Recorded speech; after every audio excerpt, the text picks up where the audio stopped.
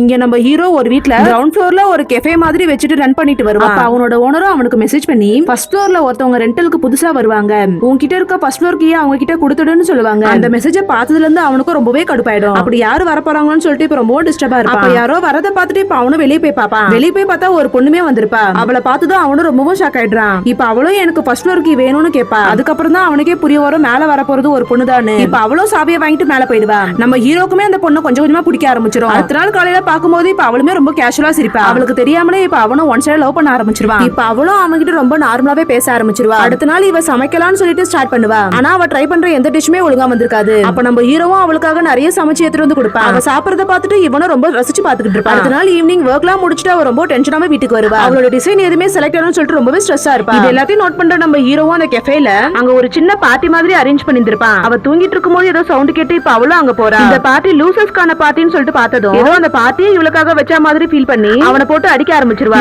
அதே பார்ட்டில அவனும் இப்ப அவகிட்ட ப்ரொபோஸ் பண்ணிடுறான்.